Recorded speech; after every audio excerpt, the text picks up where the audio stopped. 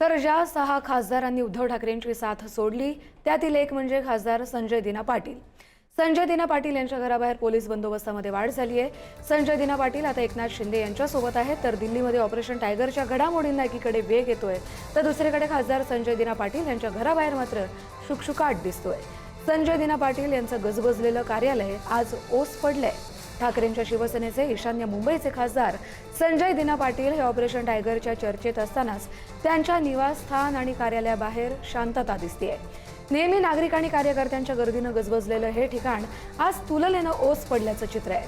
संजय दिना पाटील यांच्या कन्या पक्षाच्या नगरसेविका असूनही कार्यकर्त्यांची वर्दळ कमी झाली आहे, त्यामुळे विविध चर्चांनाही उधाण आलंय।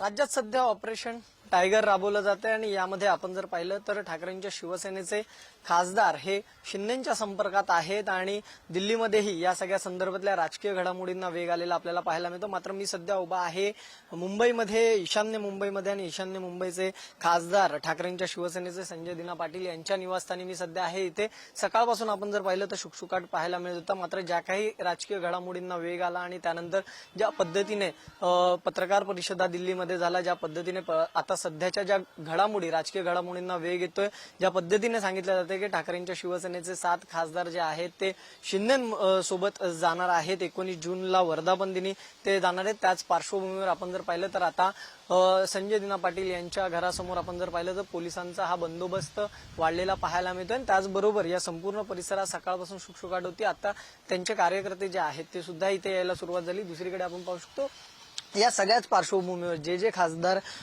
आहेत त्यापैकी एक म्हणजे संजय दिना पाटील फुटीर मध्ये यांचं सुद्धा नाव हे धरलं जाते, त्यामुळे तेही सुद्धा उपमुख्यमंत्री एकनाथ शिंदे यांच्या संपर्कात आहेत। आणि सकाळपासून ते कुठे आहेत याची कोणतीही चर्चा नाही, ते दिल्लीत आहेत की मुंबईच्या निवासस्थानी याबद्दल अजून कोणतीही अधिकृत माहिती मिळालेली नाही। मात्र आपण सध्या निवासस्थानाबाहेरची दृश्य पाहतो, इथे आता पोलिसांचा बंदोबस्त वाढवण्यात आलेला आहे। समोर आपण जर पाहिलं तर समोरच संजय दिना पाटील यांचं हे निवासस्थान आहे आणि त्याच्या बाहेर सध्या सुरक्षेच्या कारणास्तव ह्या सगळ्या पोलिसांचा फौजफाटा इथे तैनात करण्यात आलेला आपल्याला पाहायला मिळतं। त्यामुळे नक्कीच एकीकडे ऑपरेशन टायगर राबवलं जातं आणि दुसरीकडे जे खासदार शिंदेंच्या संपर्कात आहेत त्यांच्या घराच्या बाहेरची सुरक्षा सुद्धा वाढवली जात असल्याचं चित्र आपल्याला पाहायला मिळतंय।